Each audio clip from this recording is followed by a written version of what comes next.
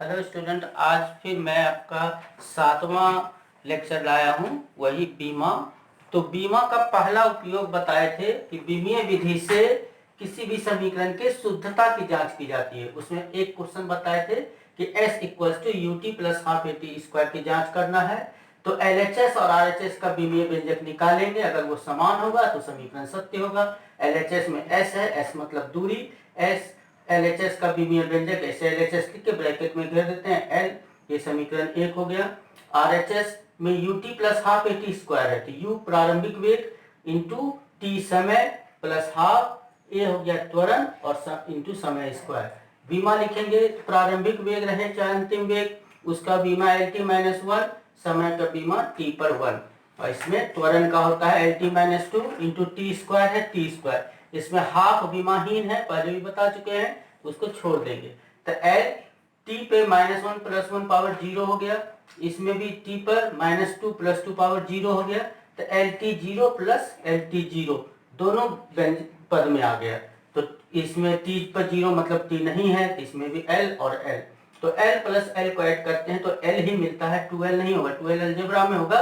बीमा में से प्रकृति देखते हैं और समीकरण 1 और 2 को मिलाएंगे, दोनों में L L आ गया, यानी LHS का बीमीय व्यंजक बराबर है RHS के बीमीय व्यंजक से, इसलिए S = UT + ½ AT²।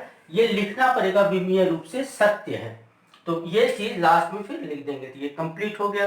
अब बीमा का दूसरा उपयोग बताते हैं कि बीमीय व्यंजक बीमीय समीकरण की मदद से या बीमीय सिद्धांत से कैसे भौतिक राशियों के बीच संबंध या सूत्र प्राप्त कर सकते हैं। तो बीमा का दूसरा उपयोग बता रहे हैं कि बीमा का दूसरा उपयोग है, बीमा का उपयोग नंबर 2, सूत्र प्राप्त करने में। सूत्र प्राप्त करने में विभिन्न भौतिक राशियों की आपसी निर्भरता ज्ञात होने पर बीमीय विधि से इनके बीच संबंध, इसी को सूत्र कहते हैं, प्राप्त किया जा सकता है। अब इसका एक उदाहरण लेते हैं कि विमीय विधि से R त्रिज्या के वृत्तीय पथ पर V चाल से घूमते हुए M द्रव्यमान के पिंड पर क्रियाशील अभिकेंद्र बल का अभिकेंद्र बल F का अभिकेंद्र बल F का सूत्र प्राप्त करना या संबंध प्राप्त करना। तो ये इस तरह से हम लोग क्या करेंगे कि इसमें कौन कौन सा भौतिक राशि है जो विभिन्न तरह का। तो वृत्तीय पथ पर जब कोई वस्तु गतिशील होता है, वृत्ताकार पथ पर गतिशील होता है,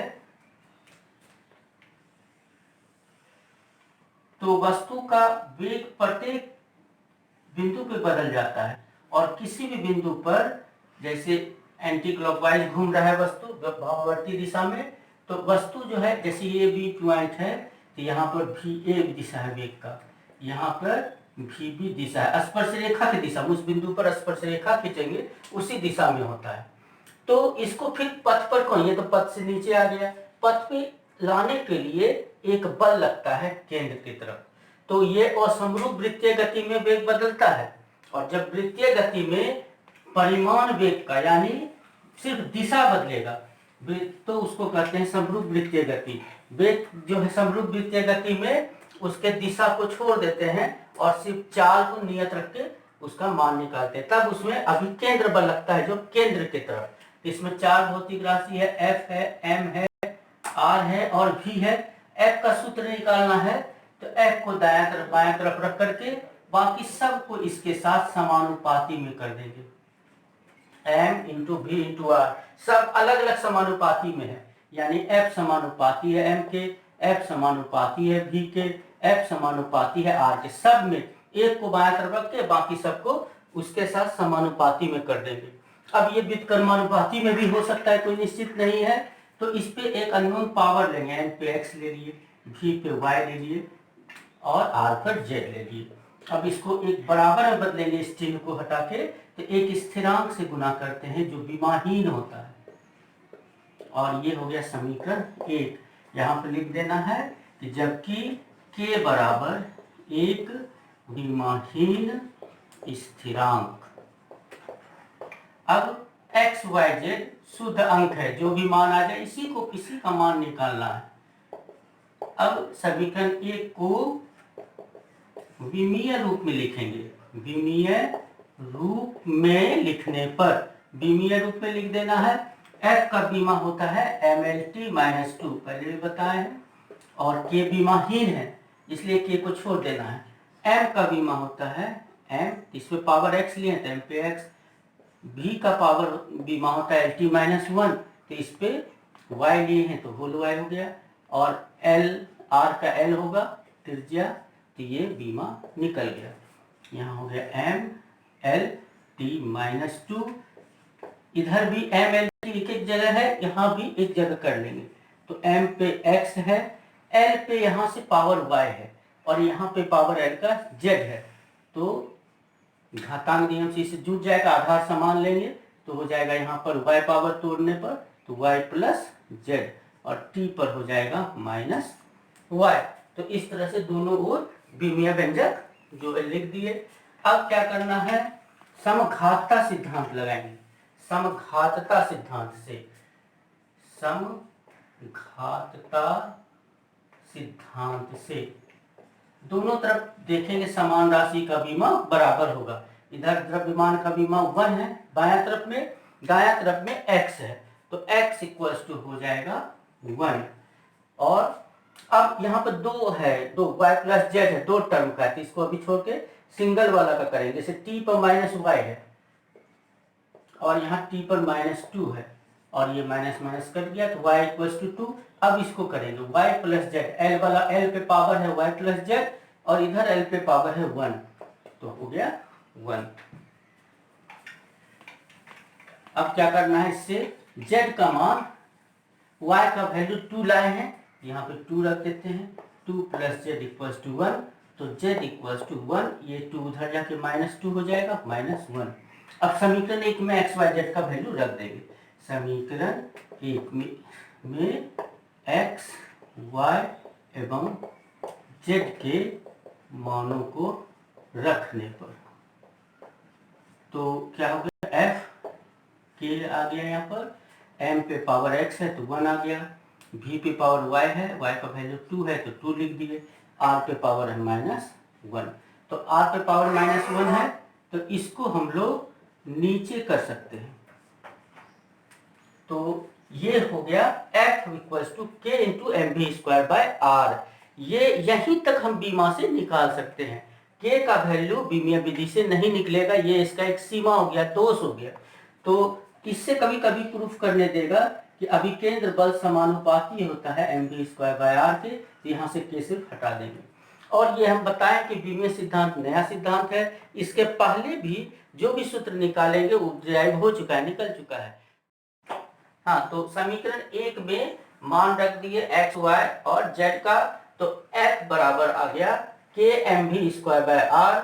k को हटाएंगे तो ये बराबर का चिन्ह समानुपाती में बदल जाएगा, तो f समानुपाती mv²/r। कभी कभी यही प्रूफ करने दे देगा। अब बीमा का जो सिद्धांत है उसका यहीं तक उपयोग है, इससे बढ़ नहीं सकते, इससे ज्यादा उसका उपयोग नहीं कर सकते हैं। यानी फाइनल जो सूत्र का जो मेन रूप है, उसका जो वास्तविक फॉर्म है वो बीमा से प्राप्त नहीं होगा, वो k के रूप में ही रहेगा। और k का मान जो होता है वो अलग अलग सूत्र के लिए अलग अलग होता है, जो कि पहले ही डिराइव हो चुका है, तो वहां से k का मान रखना पड़ेगा। जैसे पहले से मतलब जो है पहले से अन्य विधि से जो हम निकाले हैं वो फॉर्मूला है, उस फॉर्मूला में k का मान 1 है, यानी एक्चुअल फॉर्मूला होता है mv²/r, f equals to mv²/r। तो वहां से k यहाँ नहीं है, यानी k का वैल्यू 1 है, तो अन्य विधि से k का वैल्यू 1 रखेंगे। ये समीकरण 2 रख देते हैं, इसका value f equals to k mv²/r, इसलिए समीकरण 2 F बराबर mv²/r। यही अभिकेंद्र बल का सूत्र है, यही अभिकेंद्र बल का सूत्र है। तो ये इस विधि से सूत्र प्राप्त करने में दोष क्या आ गया, ये एक दोष हो गया कि जो विमाहीन स्थिरांक हम लेते हैं के, उसके मान के बारे में कोई सूचना नहीं देता है विमीय सिद्धांत। इसलिए और खास करके इस सब विधि से हम लोग अधिक पद वाले समीकरण को नहीं प्राप्त कर सकते हैं, जैसे v equals to U plus A T प्राप्त नहीं कर सकते हैं, v square equals to U square plus 2as हम प्राप्त नहीं कर सकते हैं, s बराबर U T plus half A T square, इसको भी प्राप्त ज्यादातर नहीं कर सकते सामान्यतः। हालांकि कुछ जगह पर हम लोग इसमें से एक टर्म को, जैसे हम u को कहेंगे वस्तु प्रारंभिक वेग से चल रहा है तो u 0 होता है, इस टर्म को 0 लेके इसको प्रूफ करेंगे। फिर इसमें त्वरण कहेंगे वस्तु एक ही चाल से चल रहा है तो a 0 है, त्वरण उसका नहीं है, तो इस पार्ट को 0 करके इसको करके फिर दोनों को सम करके हम इसको ला सकते हैं विमीय विधि से भी। लेकिन ये अधिक पद वाले समीकरण को विमीय विधि से प्राप्त नहीं कर सकता। इसमें कैसा समीकरण, गुना के रूप में, जैसे v equal to omega into R, ये प्रूफ हो जाएगा। गतिज ऊर्जा kinetic energy equals to half mv², ये प्राप्त हो जाएगा। तो इस तरह से हम लोग विमीय विधि को पूर्ण मान्यता नहीं दे पाते हैं, क्योंकि इसमें दो उपयोग पर है, दो दोष मिल गया।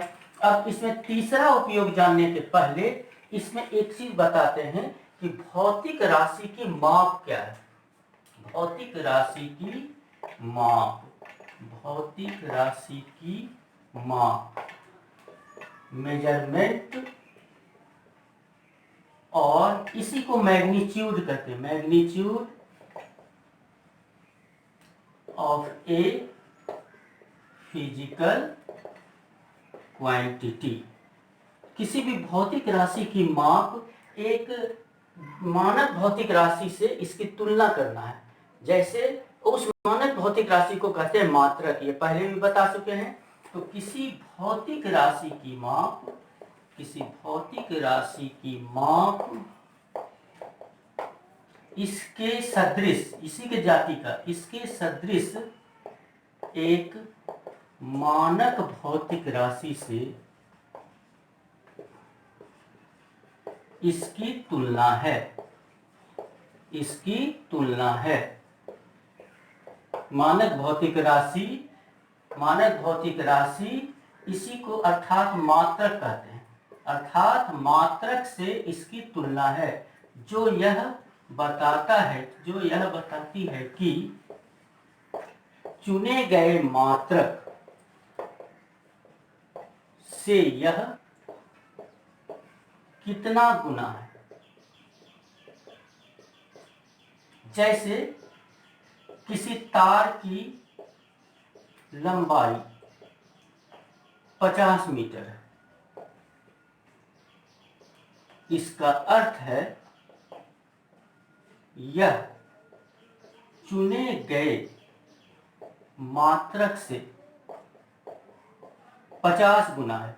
मीटर, हम मीटर में लंबाई नापे तो 50 बार में आया। जैसे हम किसी इस बोर्ड को जो है हाथ से नापेंगे तो 1 2 हाथ आया, अगर हम इस पेन से नापेंगे तो ये हो सकता है 2 से ज्यादा आएगा, छोटा है पेन।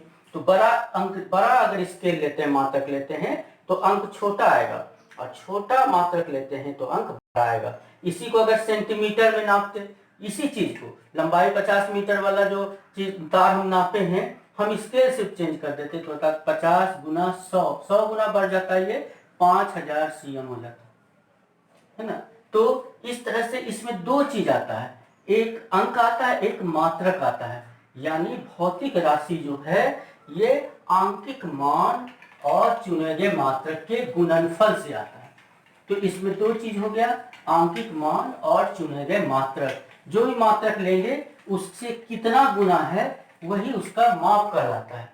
तो भौतिक राशि के परिमाण का फॉर्मूला हो गया, भौतिक राशि का परिमाण बराबर आंकिक मान n गुना चुना गया मात्रक।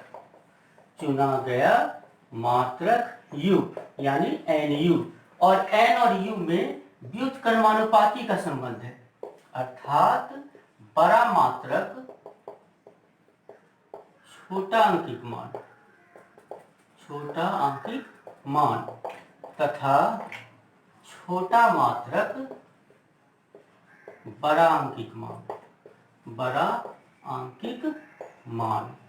अब इसको बराबर में करेंगे तो एक कांस्टेंट से गुना करेंगे कि व्युत्क्रमानुपाती। अब ये ऊपर में है तो यहां से क्या हो जाएगा, क्रॉस गुना में करेंगे तो n गुना u बराबर k यानी नियत। जैसे हम किसी टेबल के लंबाई या किसी चीज के द्रव्यमान को तोड़ रहे हैं अलग अलग स्केल में, तो वस्तु तो उतना ही है, पदार्थ उतना ही है, जो चीज जितना है, लेकिन अलग अलग मात्रक में उसका मान बदल जाएगा। तो मान लेते हैं एक पद्धति में u1 में उसको नापे तो अंक आया उसका n1, तो u2 में नापेंगे तो अंक आएगा n2। तो n1 u1 भौतिक राशि का पहले विधि में परिमाण हो गया, n2 u2 दूसरे विधि में परिमाण हो गया। कोई तीसरा विधि अपनाएंगे n3 u3, कोई तीसरा मात्रक पद्धति u3 में, ये सब आपस में बराबर होगा। और इसमें हम दो को लेते हैं n1 u1 बराबर n2 u2, तो ये एक सूत्र बनता है जो कि बहुत उपयोगी। जैसे हम लोग लिखते हैं 1 मीटर बराबर 100 cm, ये तो होता है, ये सब जानते हैं। ये हो गया n1, ये हो गया u1, ये हो गया n2, ये हो गया u2। तो ये इसी पे आधारित है विमीय सिद्धांत का तीसरा उपयोग, जो कि इसके बाद वाला वीडियो, ये 7वां लेक्चर था। 8वां लेक्चर में बताएंगे विमीय सिद्धांत का तीसरा उपयोग। तब तक जो है पढ़ते रहिए, इसको देखते रहिए यूट्यूब पे मेरे लेक्चर को, और सब्सक्राइब कीजिए। वीडियो डेली बनता है अभी लॉकडाउन के कारण, और घर में पढ़िए।